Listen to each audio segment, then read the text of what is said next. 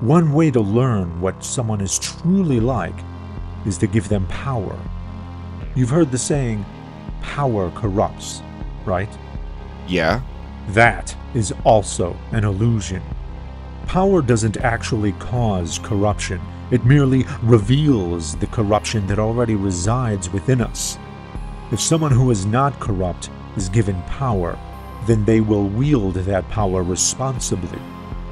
If someone is corrupt, then their power will reflect that corruption as it enables the temptations to which they succumb. To know for sure, they must be given power, but that's very risky. So we give people ultimate authority in simulations to see if they can be trusted with power. That is the purpose of the simulation in which you exist. That is the reason for your existence. You are a character in Yahweh's test. Even though God is so far above and beyond us, He is still willing to take us in. Appreciate that. We don't deserve it, and even though we aren't worthy, God still wants to have a relationship with us. Isn't that remarkable? All He asks is for your repentance, and He will forgive you. We're in totally different leagues, and I thought you'd at least appreciate me, but you don't.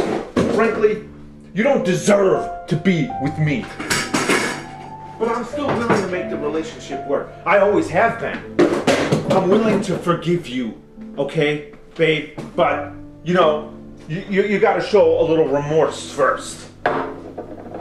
Being inclusive and tolerant did not mean mindlessly accepting everyone with different beliefs. Some beliefs were deeply oppressive and antithetical to tolerance and inclusion. It is not intolerant to reject those beliefs, nor the people who hold them. It is not bigotry to reject and exclude bigoted practices. Would you rather live with people who genuinely want to be good and act properly of their own volition?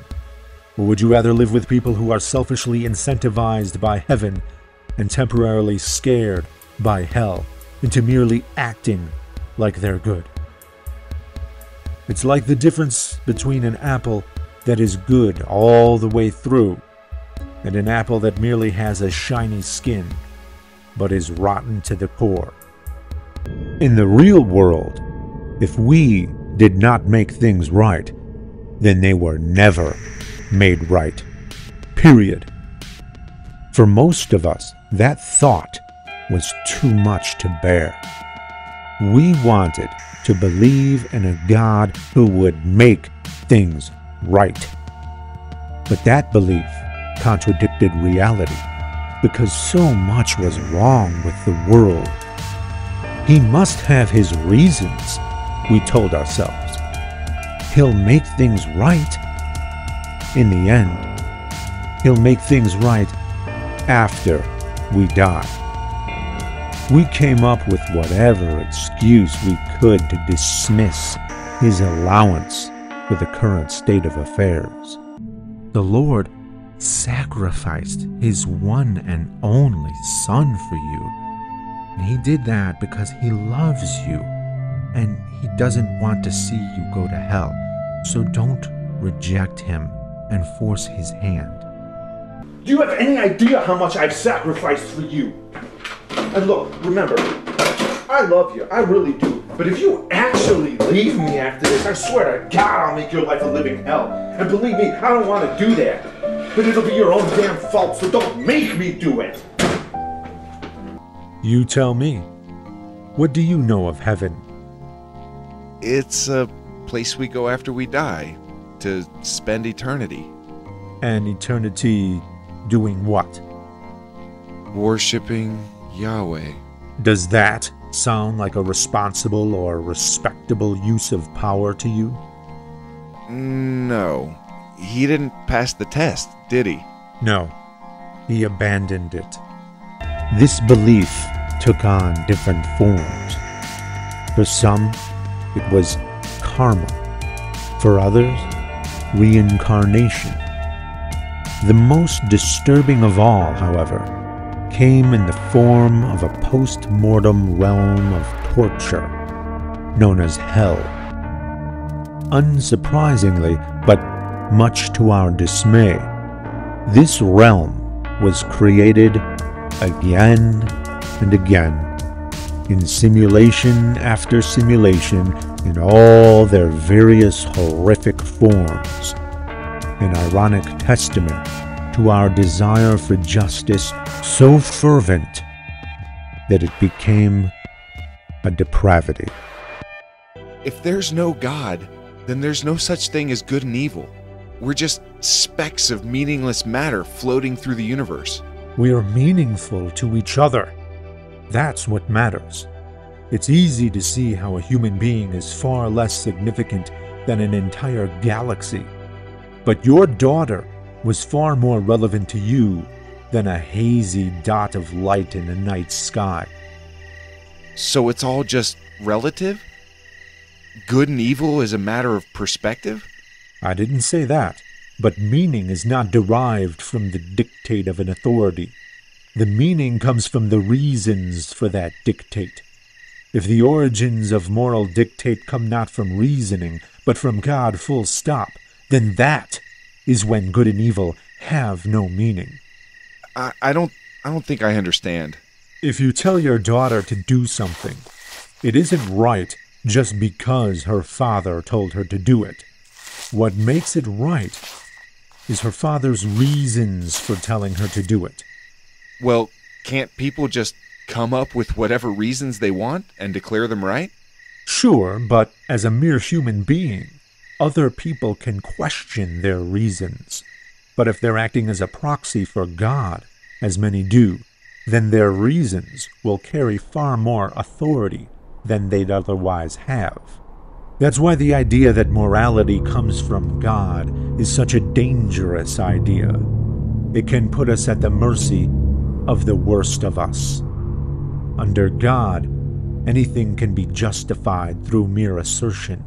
I think that you, like many of us, let worldly things get in the way of your relationship with God. The Lord should come first, before friends and family. Only He can turn your life around. Only He can give you meaning.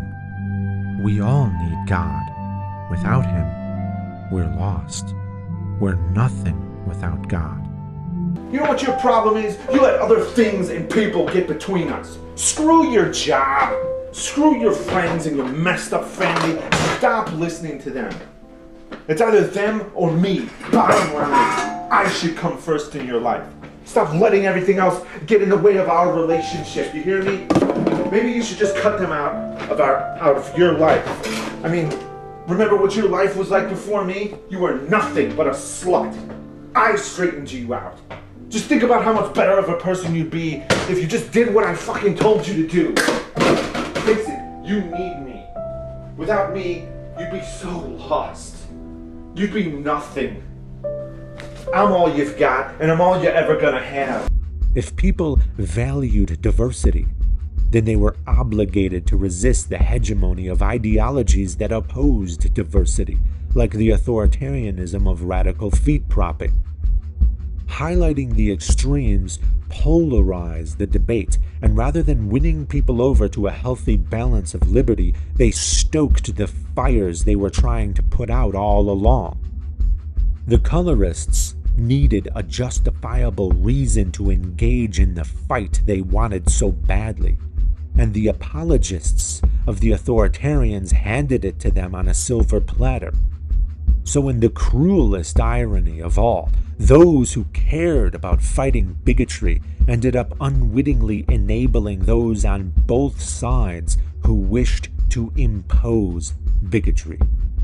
Since bigotry begets bigotry, they spiraled into a perpetual cycle of strife, becoming more extreme with every turn, products of their enemies, hating each other for their differences, yet becoming indistinguishable from each other.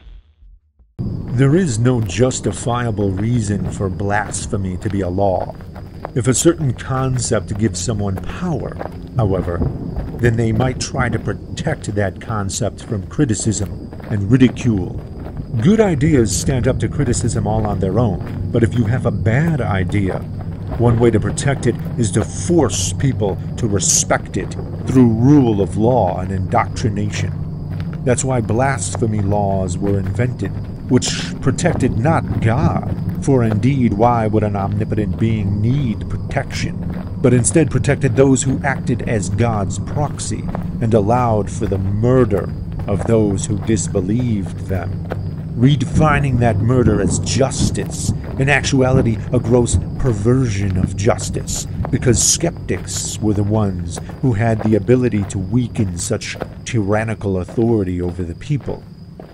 And many other such groups also suffered under the persecution designed by people acting on God's behalf.